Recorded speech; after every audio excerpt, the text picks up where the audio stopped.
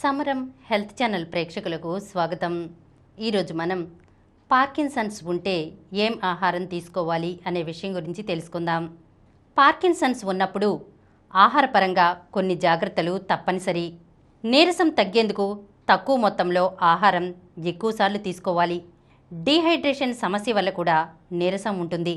కాబట్టి కేవలం మంచినీళ్లే కాకుండా ఆహారాన్ని కూడా ద్రవరూపంలో ఇచ్చేందుకు ప్రయత్నించాలి.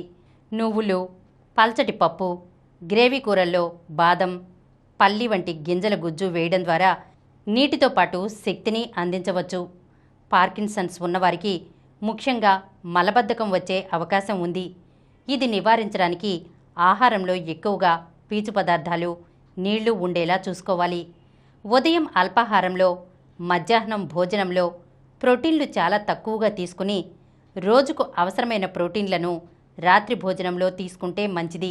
ఉదయం వేళల్లో అటుకులు, అన్నం, బియ్యం లేదా సగ్గుబియ్యంతో చేసిన ఆహారం తీసుకోవడం మంచిది.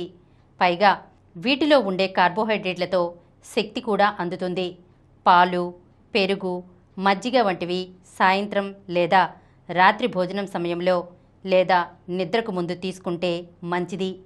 మధ్యాహ్న భోజనంలో ప్రోటీన్ అధికంగా ఉన్న ఆహారాన్ని తగ్గించడం లేదా పూర్తిగా మానేయడం చేయాలి. ఒకవేళ బాగా బరువు తగ్గిపోతున్నట్లయితే ఆహారంలో వెన్న, నెయ్యి వంటి శక్తినిచ్చే పదార్థాలు ఎక్కువగా తీసుకోవాలి. అరటిపండు, మెత్తగా ఉన్న ఖర్జూరాలు ఎప్పుడైనా తీసుకోవచ్చు. నీళ్లు తాగడం మర్చిపోయే అవకాశం ఉన్నందున ప్రతిపూట భోజనంలో సూప్ కానీ రసం కానీ ఉండేలా చూసుకుంటే మంచిది. యాపిల్, జామ వంటి పళ్ళరసాలు తీసుకోవచ్చు. పళ్ళరసాలు కేవలం శక్తి కోసమే కాక దాని ద్వారా వచ్చే నీరు కూడా వీరికి ఉపయోగపడుతుంది.